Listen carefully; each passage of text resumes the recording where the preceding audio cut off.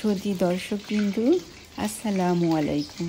আশা করছি আপনারা সবাই যে যেখানে আছেন নিশ্চয়ই খুব ভালো আছেন এবং সুস্থ আছেন। আলহামদুলিল্লাহ, আমিও আপনাদের দোয়ায় বেশ ভালো আছি এবং সুস্থ আছি। আমার চ্যানেলে আপনাদের সবাইকে জানাচ্ছি স্বাগতম। বরাবরের মতো আজও আমি আপনাদের জন্য খুবই মজার একটি নাস্তার রেসিপি নিয়ে হাজির হয়েছি। আর এই নাস্তাটি আজকে তৈরি করব পালং শাক দিয়ে। আর এখন পালং শাক বাজারে খুব ভালো ভালো পালং শাক পাওয়া যায়। আর যারা শাকটা খেতে পছন্দ করেন না তারা কিন্তু এভাবে তাদেরকে যদি আপনারা নাস্তাটা তৈরি করে দেন, দেখবেন অনায়াসে তারা কিন্তু নাস্তাটা খেয়ে নেবে। আর এটা খুবই সুস্বাদু, খেতে ভীষণ ভালো লাগে।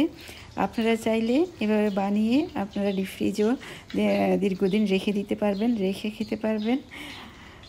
আর এই নাস্তাটি আপনারা বাচ্চাদের টিফিনে দিতে পারেন, বিকালের নাস্তায় আপনারা খেতে পারেন, বা অতিথি আপ্যায়নে কিন্তু আপনারা এই নাস্তাটি গরম করে তারপর দিতে পারেন। নাস্তাটি ভীষণই মজা। আর দেখুন, দেখলেই তো বোঝা যায় দেখতে কত সুন্দর। আর এটা খেতেও ভীষণ মজা, একদম ক্রিস্পি উপরের অংশটা, আর ভেতরে তো পালং শাকের সাথে মাংস, ডিম দিয়ে আপনার একদম কিমাটা করা হয়েছে, তাই খেতে এটা কিন্তু অনেক টেস্টি। আপনারা গরম গরম সস দিয়ে এটা পরিবেশন করবেন, দেখবেন সবার এটা ভীষণ ভালো লাগবে। তাহলে চলুন এই সুন্দর নাস্তার রেসিপিটি কীভাবে তৈরি করতে হবে আর সেই তৈরির পদ্ধতিটাই আজকে আপনাদের সাথে আমি শেয়ার করব। তার আগে আপনাদেরকে অনুরোধ করব আপনারা শেষ পর্যন্ত আমার সাথেই থাকবেন। তাহলে চলুন, প্রথমে আমি কিমাটা তৈরি করে নিব। তাই এখানে নিয়েছি শাক, নিয়েছি এক মোটা শাক এখানে আমি নিয়েছি।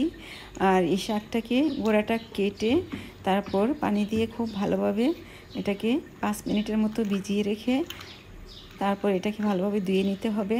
তো আমি এখন এটাকে ধুয়ে নিচ্ছি, প্রায় 3 বারের মতো পানিটা পরিবর্তন করেছি। তো এভাবে উল্টিয়ে পাল্টিয়ে শাকটাকে ভালোভাবে ধুয়ে নিতে হবে, ধুয়ে পানিটা জড়িয়ে নিব।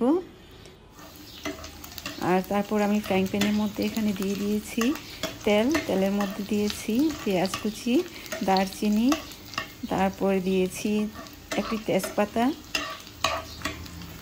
এখন এখানে দিয়ে দিব আদা কুচি, আর এখানে দিব অল্প একটু রসুন কুচি।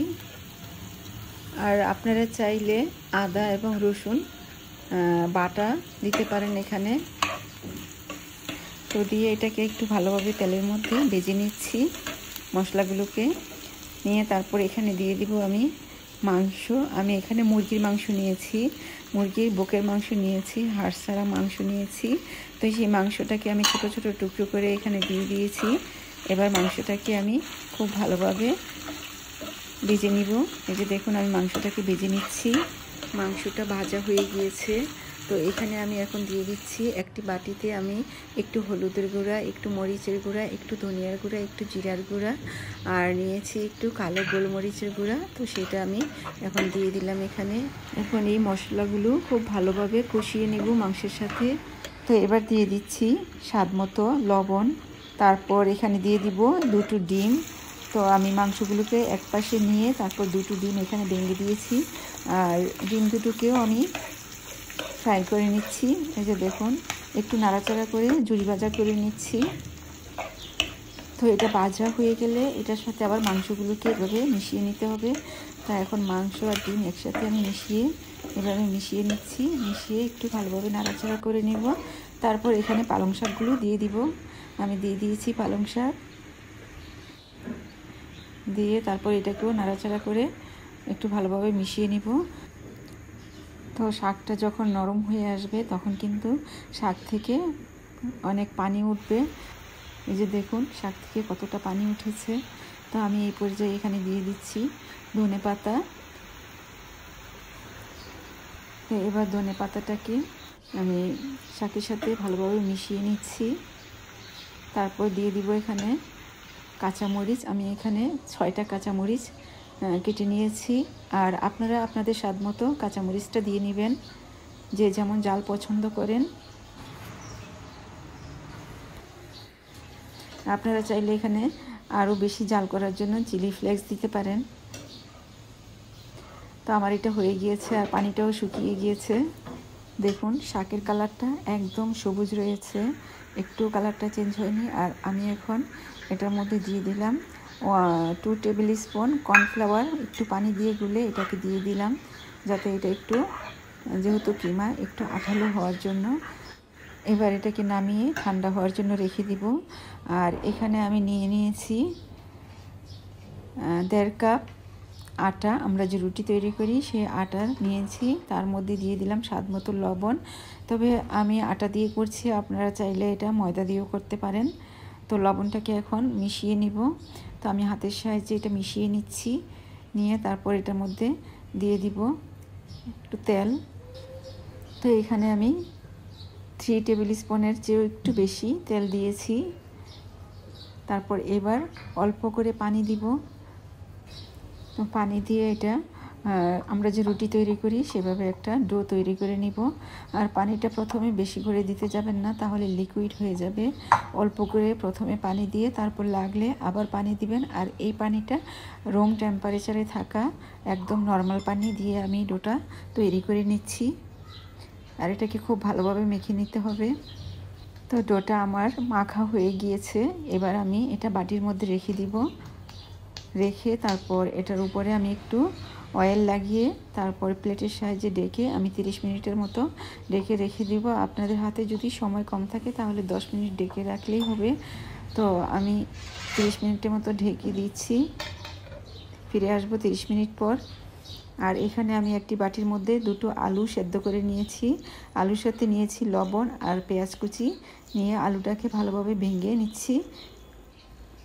আমরা যেভাবে ভর্তা করি সেভাবে লবণ আর পেঁয়াজ দিয়ে আলুটাকে মেখে নিয়েছি। আর সেই আলুটা শাকের সাথে খুব ভালোভাবে এটা মিশিয়ে নিয়েছি। এই যে দেখুন আমার কিমা রেডি হয়ে গিয়েছে। এবার আমি রুটি বেলে নিব। তো আমি এখন একটা রুটি বেলে নিচ্ছি। এই যে দেখুন আমার রুটিটা বেলা প্রায় হয়ে গিয়েছে। এটার উপরে আমি একটু কর্নফ্লাওয়ার লাগিয়ে দিলাম, উল্টিয়ে পাল্টিয়ে আমি উপরে কর্নফ্লাওয়ারটা লাগিয়ে দিচ্ছি, তাহলে এটা খুবই ক্রিস্পি হবে। তো এবার একটি ছুরির সাহায্যে মাঝখানে এভাবে কেটে 2 টুকরো করে নিব। তো আমি 2 টুকরো করে নিয়েছি। এখন একটা টুকরো এখানে নিয়েছি, নিয়ে এখানে আমি এখন লাগিয়ে দিব মেয়োনিজ। আর মেয়োনিজের সাথে আমি টমেটো সস একটু মিশিয়ে নিয়েছি। দুটো একসাথে মিশিয়ে তারপর আমি এখানে দিয়ে দিলাম। দিয়ে এখন এটার উপরে দিয়ে দিব আমি কিমা। আমি যে কিমাটা তৈরি করেছিলাম সেটা এখন একদম ঠান্ডা করে নিয়েছি। সেই কিমাটা আমি এখন এখানে দিয়ে দিব। তো আমি কিমাটা এখানে এক সাইডে এভাবে দিয়ে দিচ্ছি। এই যে দেখুন কিমাটা দেওয়া হয়ে গিয়েছে। তো এবার এই সাইডের অংশটাকে এইভাবে বাস করে এই পাশে টেনে টেনে এটাকে আঠা লাগিয়ে দিব। এভাবে চেপে চেপে এটাকে এভাবে জোড়া লাগিয়ে দিতে হবে, যাতে কিমাটা বের হয়ে না আসতে পারে। একটু ভালোভাবে আঙ্গুলের সাহায্যে চেপে চেপে এটাকে লাগিয়ে নিতে হবে। আর এই যে এই সাইডের অংশটাকে এইভাবে উপরের দিকে ধরে তারপর এটাকে লাগিয়ে দিতে হবে। ভালোভাবে না লাগালে আপনার ভাজার সময় কিন্তু ভিতর থেকে কিমাটা বের হয়ে আসবে, তখন কিন্তু এটা ভালো হবে না। তো আমার এটা লাগানো হয়ে গিয়েছে ভালোভাবে। তারপর এটাকে একটু বাস করে করে একটু ঘুরিয়ে ঘুরিয়ে আমরা পিঠার মতো করে একটু ডিজাইন করে ঘুরিয়ে দিব, যাতে করে কিছুতেই কিমাটা বের হয়ে আসতে না পারে। এই যে দেখুন, তো এইভাবে বাস করে করে আমি এটাকে দিয়ে দিচ্ছি। আপনারা চাইলে একটু আঙ্গুলের মধ্যে একটু পানি লাগিয়ে তারপর এভাবে করে নিতে পারেন, তাহলেও কিন্তু খুব ভালোভাবে আঠা লেগে যাবে। এটা একদম চেপে চেপে দেখুন আমি বাস করে দিয়ে দিচ্ছি এটা।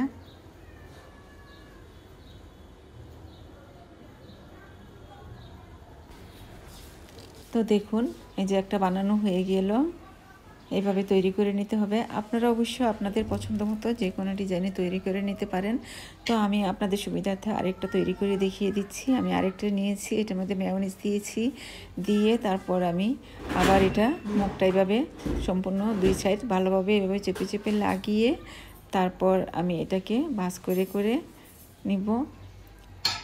তো দেখুন লাগানো হয়ে গিয়েছে। এবার এটাকে হাতের সাহায্যে এভাবে ধরে চেপে চেপে এটাকে ভাঁজ করে নিচ্ছি।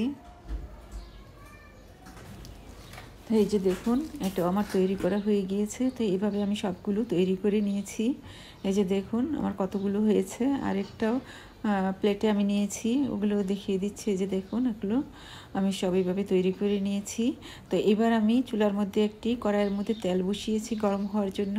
তো আমার তেলটা গরম হয়ে গিয়েছে, মিডিয়াম আঁচে রেখেছি তেলটাকে, চুলাটাকে। তো আমি তেলের মধ্যে দিয়ে দিয়েছি, দিয়ে এবার আমি এগুলোকে ভেজে নিব। তো সাইড থেকে একটু তেল উপরের দিকে দিয়ে দিলাম। এভাবে দিয়ে দিলে এটা খুব ভালোভাবে ফুলে ওঠে। তা নিচের অংশটা হয়ে আসলে তারপর আমি এটাকে উল্টিয়ে দিব। তো এটা কিছুটা হয়ে এসেছে। তো এই ফাঁকে আমি আরেকটা দিয়ে দিচ্ছি। একটা একটু হয়ে এলে তারপর আরেকটা দিয়ে দিতে হবে, তাহলে কিন্তু একসাথে দুটো এভাবে তিনটা করেও ভেজে নেওয়া যাবে। আর আপনারা যদি বড় কোনো কড়াই বা ফ্রাইং প্যানের মধ্যে ভেজে নেন তাহলে কিন্তু একসাথে বেশ কয়েকটা ভেজে নিতে পারবেন। তো আমি এই ফাঁকে এই সাইড দিয়ে আরেকটা পিঠা দিয়ে দিব। এই যে আমি আরেকটা দিয়ে দিলাম, দিয়ে এখন এগুলো ভেজে নিব। আর ভাজাটা একটু ক্রিস্পি করে ভাজতে হবে, তাহলে এটা খেতে কিন্তু ভীষণ ভালো লাগে। তো দেখুন আমার এগুলো ভাজা হয়ে গিয়েছে আর কালারটা কি সুন্দর হয়েছে, একদম ক্রিস্পি হয়েছে।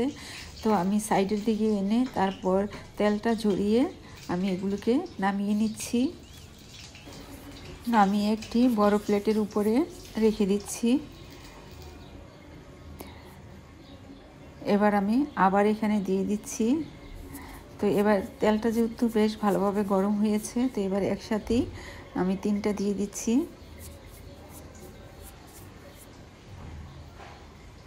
তো এগুলো ভাজা হতে হতে আমি আপনাদের সাথে কিছু কথা বলে নিতে চাই। যারা ইতিমধ্যে আমার চ্যানেলটিকে সাবস্ক্রাইব করে নিয়েছেন তাদের সবাইকে জানাচ্ছি অসংখ্য ধন্যবাদ। আর যারা আমার চ্যানেলে নতুন এখনও সাবস্ক্রাইব করেননি তাদেরকে অনুরোধ করব আপনারা আমার চ্যানেলে গিয়ে নিচে লাল সাবস্ক্রাইব লেখাটিকে ক্লিক করে দিন আর পাশে থাকা ঘন্টাটি ক্লিক করে দিন। তাহলে আমি সুন্দর সুন্দর নতুন নতুন রেসিপি যখনই আপলোড দিব তখনই আপনাদের কাছে নোটিফিকেশান পৌঁছে যাবে, আর তখন সবার আগে আপনারা আমার রেসিপিটি দেখতে পারবেন। আর এমনই সব মজার মজার রেসিপিতে ভরপুর আমার চ্যানেল, আপনারা চাইলে এক নজর ঘুরে আসতে পারেন। আশা করছি আপনাদের কাছে ভালো লাগবে। আর যদি ভালো লাগে তাহলে আপনাদের পরিচিত সবার কাছে আমার রেসিপিগুলো শেয়ার করে দিবেন। তো দেখুন আপনাদের সাথে কথা বলতে বলতে আমি কিন্তু বেশ কয়েকটা ভেজে নিয়েছি। তো এক পাশ হয়ে এলে তারপর এটাকে উল্টিয়ে দিতে হবে। আর চুলার আঁচটা কিন্তু মাঝারি থেকে একটু কমিয়ে ভাজতে হবে যাতে করে এটা একদম ক্রিস্পি হয়ে ভাজা হয়। আর যদি আঁচটা বাড়িয়ে দেন তাহলে কিন্তু উপরে কালার এসে যাবে আর ভেতরের অংশটা কাঁচা থেকে যাবে, তাহলে কিন্তু খেতে একদম ভালো লাগবে না। তাই অল্প আছে একটু ধৈর্য সহকারে এগুলোকে ভেজে নিতে হবে। আর আপনারা কিন্তু এভাবে ভেজে তারপর একটা এয়ারটাইট বক্সে ভরে আপনারা ফ্রিজে রেখে দিতে পারেন। তাহলে কিন্তু যখনই খেতে ইচ্ছে করবে বা অতিথি আসলে আপনারা 10 মিনিট আগে নামিয়ে তারপর আবার একটু ওভেনে গরম করে অথবা চুলার মধ্যে গরম করে তাহলে কিন্তু পরিবেশন করতে পারবেন। তখন কিন্তু একদম মনে হয় যেন একদম এখনই এটা তৈরি করে আনা হয়েছে। আর গরম গরম এটা টমেটো সস দিয়ে পরিবেশন করবেন, তাহলে দেখবেন এটা খেতে ভীষণ ভালো লাগবে। তো আমার দেখুন প্রায় সবগুলোই কিন্তু ভাজা হয়ে গিয়েছে। তো আমি এখন একটি প্লেটে সাজিয়ে আপনাদেরকে দেখাবো আমার এগুলো কেমন হয়েছে। এই যে দেখুন দেখতে কি সুন্দর হয়েছে। একদম ভেতরের অংশটাও দেখা যায় একদম ক্রিস্পি হয়েছে। তো আমি একটি ভেঙে আপনাদেরকে দেখাবো। আশা করছি আমার রেসিপিটা আপনাদের কাছে বেশ ভালো লেগেছে। তো এতক্ষণ কষ্ট করে আমার সাথে থাকার জন্য, আমার রেসিপিটি দেখার জন্য আপনাদের সবাইকে জানাচ্ছি অসংখ্য ধন্যবাদ। দেখুন ভেতরের অংশটা একদম কি সুন্দর ভাজা হয়েছে, আর এটা খেতে ভীষণ মজা। তো আপনারা বানিয়ে খেয়ে আমাকে জানাবেন আপনাদেরটা কেমন হয়েছে আর খেতে কেমন লেগেছে। তো আশা করছি আপনারা রেসিপিটি খুব ভালোভাবে বুঝতে পেরেছেন। তো আবার নতুন কোনো রেসিপি নিয়ে আপনাদের সামনে হাজির হয়ে যাব। আপনারা সবাই ভালো থাকবেন, সুস্থ থাকবেন, আমার জন্য দোয়া করবেন, আমার পরিবারের জন্য দোয়া করবেন। আজ এই পর্যন্তই, আবার নতুন কোনো রেসিপি নিয়ে হাজির হয়ে যাব। আল্লাহ হাফেজ।